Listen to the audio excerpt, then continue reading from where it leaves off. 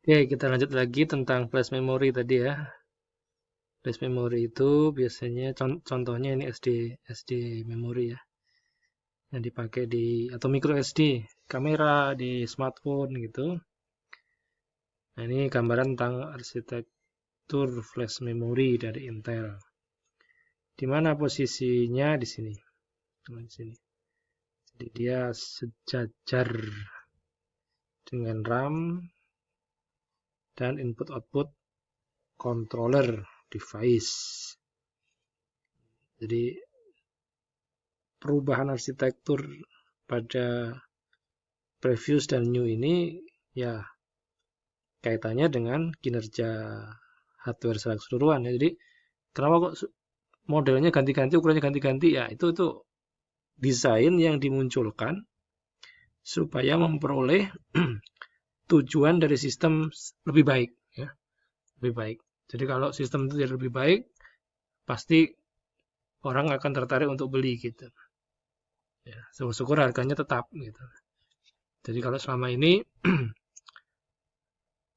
komputer itu atau secara keseluruhan itu harganya itu tetap nggak jauh beda, tapi kecepatan prosesnya meningkat. Kecuali karena nilai tukar rupiah dan dolar ya. Kecuali itu kalau itu memang karena hukum pasar. Tapi kalau secara perbandingan hardware dengan dan harganya di luar kondisi luar biasa kenaikan nilai tukar rupiah terhadap dolar, maka sama harganya. Tapi si kecepatannya semakin baik, semakin tinggi. Ukuran. Sekarang sudah fase gigabyte ya. Sudah gigabyte semua sekarang ya. Yang kilobyte nggak ada udah, mega nggak ada. Ya. Apa pertimbangannya menentukan atau memilih memori utama? Yang pertama kecepatan. Kemudian jumlah atau kapasitas memori. Ya makin tinggi, makin banyak, makin baik ya. Kalau ditanya RAM 4 GB sama 8 GB, bagus 8 GB. Harganya yang menyesuaikan ya. Makin banyak memori yang digunakan makin baik ya. Iya. Nah, yang berikutnya biaya. Nah, saya tambahkan satu lagi, kompatibilitas. Kenapa kompatibilitas itu penting? Karena RAM itu harus menyesuaikan dengan soketnya. Gitu. Jadi kalau saya punya nih 16 GB RAM, murah dikasih. Cocok nggak soketnya? Nah gitu. Atau kalau itu dual channel atau kan slotnya ada dua gitu ya. Itu harus sama, harus bisa saling membaca. Jangan sampai Anda masang 4 sama 4 misalnya. Cuma sama BIOS kebanyakan cuma 4 GB. Nah, jadi satunya lagi nambah upgrade-nya berarti sia-sia gitu. Ya. Jadi selain kecepatan, kapasitas dan harga atau biaya, kompatibilitas atau kesesuaian antara form faktor fisik RAM-nya dengan soketnya itu juga penting. Jadi bukan harga ya, bukan harga. Harga menyesuaikan. Cache memory adalah buffer atau penyangga antara CPU yang berkecepatan tinggi dengan memori yang berkecepatan rendah. Nah, ini maksudnya bagaimana ini? Ternyata prosesor itu lebih bisa bekerja lebih cepat, sedangkan memori tidak, karena memori tidak punya pemikir ya, tidak punya prosesor gitu ya, sehingga dia tidak bisa dikendalikan gitu. Maka di sini relatif kecepatan lebih rendah. Ya. Jadi cache memory, tanpa cache memory CPU harus menunggu data. Jadi ini semacam apa? Penyeimbang gitu ya, penyeimbang supaya CPU yang berkecepatan tinggi tadi mampu memahami kecepatan memori yang di bawah kecepatan CPU. Ini gambar sorry, tulisannya salah tipe ini ya, tulisannya. Bus merupakan kabel-kabel atau kalau di mainboard berarti jalur-jalur koneksi ya, yang digunakan untuk menghubungkan antara CPU dengan memori. Bus juga digunakan untuk mentransfer data atau informasi dari memori ke berbagai macam peralatan input-output, atau dengan kata lain, bus merupakan suatu rangkaian yang digunakan sebagai jalur transformasi informasi. Jadi jalur ya, jalur. Ada bis kota ya, bis kota bus. Itu juga jalur. Ya. Jalur busway gitu ya. Nah, itu cocok gitu. Hampir dekat itu. Jalur busway untuk jalur bis gitu. Jadi ini kalau ini jalur apa ini? Jalur data. Jalur data. Bus yang menghubungkan antara CPU dengan memori disebut internal bus. Bus yang menghubungkan CPU dengan alat input-output device disebut dengan external bus. Nah, bus nanti bentuknya pasang gitu ya. Perangkat keras, sama masih semua perangkat keras ini ya. Ada 3 subkelompok dari struktur bus. Ada address lain, ada data lain, dan kontrol lain. Address menunjukkan lokasi memori di mana. Sedangkan data adalah dari mana ke mana. Dalam hal ini dari dan ke memori. Bisa dari hard disk ke mana tadi? RAM ya, RAM. Kemudian kontrol lain. Ini semacam pengendali supaya proses kerja dari bus tadi bisa jalan dengan baik. Ya. Beritahuan, ya. Jadi semacam kalau di program itu namanya apa? Message error, nah kayak gitu. Tapi ini beda sedikit kayaknya ini ya, beda sedikit. Semacam pengendali aja. Menjalankan program komputer oleh prosesor merupakan pelaksanaan terhadap instruksi yang diberikan kepadanya. Jadi ada 2 model.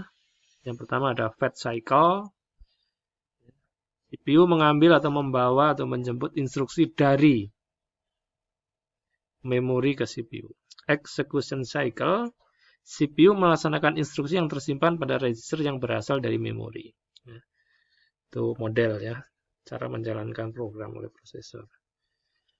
Nah, bagaimana untuk memudahkan manusia untuk memanipulasi, bukan memanipulasi ya, mengendalikan ya, kerja dari perangkat keras tadi. Maka digunakan pendekatan pakai bahasa komputer. Bahasa komputer paling sederhana disupport oleh bilangan biner. Ini bilangan. Ya. Terus apakah hanya bilangan biner saja ya? Ya enggak juga kan, angka itu menyesuaikan. Komputer itu kan berbasis biner ya, jadi on off gitu. Tapi kenyataannya di dunia nyata di kita ada angka 1 sampai 10 ya. Maka komputer juga harus mengenal sistem bilangan desimal ya. Jadi gini prinsipnya. Komputer itu dibuat oleh manusia, maka sistem yang ada di komputer itu harus memahami kebiasaan dari manusia. Gitu. Bahkan manusia itu pingin komputer itu bisa diajak dialog. Udah ada itu di Google apa namanya? Di Google Voice itu ya. Udah bisa diajak ngobrol gitu. Robot juga sama kan, robotik juga. Jadi kalau bisa komputer itu mempunyai kemampuan olah pikir seperti manusia. Nah, bagaimana manusia bisa memahami kinerja atau hal yang dilakukan komputer? Ya, belajar bahasa pemrograman. Karena dengan bahasa pemrograman, manusia bisa memberikan instruksi. Nah, instruksi-instruksi tadi itulah yang salah satunya melalui bahasa pemrograman. Ya, jadi, kenapa kita bisa nyuruh-nyuruh komputer? Ya, karena komputer mengerti bahasa kita. Maka manusia harus belajar bahasa komputer. Bukan komputer yang disuruh belajar bahasa manusia. Itu terbalik ya. Oke. Sistem bilangan desimal. Kemudian ada lagi sistem bilangan biner tadi ya. Nah, ini akan diperdalam di mana? Sistem digital. Ya. Jadi beberapa bahasan itu saling tumpang tindih gitu. Sehingga nanti, ini saya lewat aja ya, karena nanti double, bahasanya double. Karena kalau di sistem digital, pembahasan sistem bilangan ini nanti kaitannya dengan perangkat keras. Dengan sistem digital hardware-nya gitu. Ya. Jadi kalau pengantar teknologi informasi hanya membahas ya kulitnya aja lah gitu ya, pengantar-pengantarnya. Dan ada lagi bilangan heksadesimal atau bilangan berbasis 16. Ini kalau Anda punya kalkulator silahkan dilihat ya, di kalkulator itu ada itu.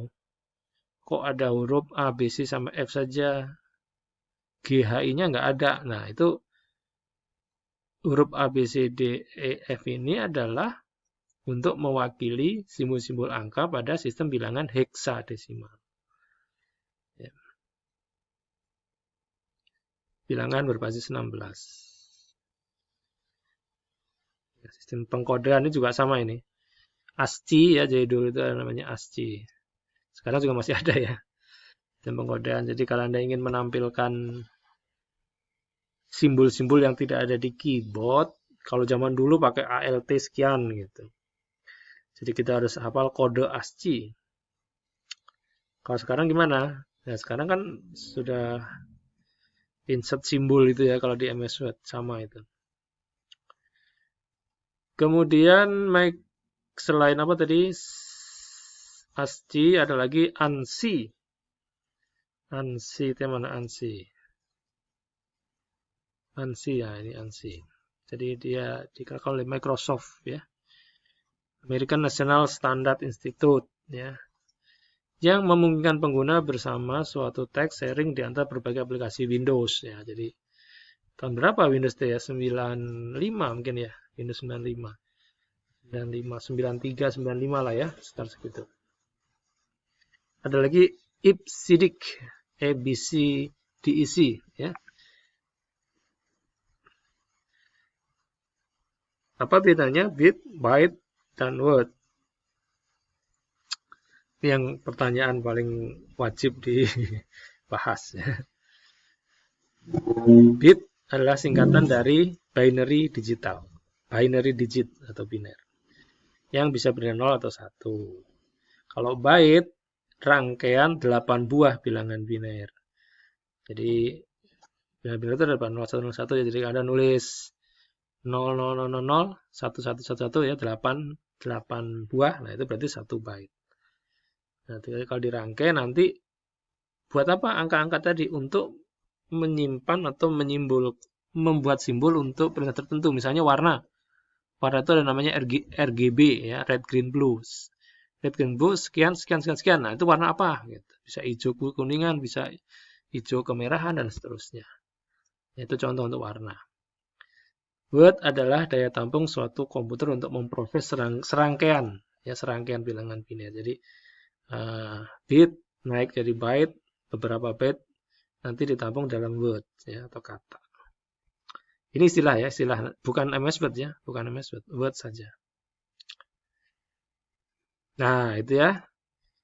Kita rangkuman baca sendiri ya, nanti kita lanjutkan dengan update dari referensi satunya lagi ya. Kita break dulu. Nanti kita lanjut bagian update-nya.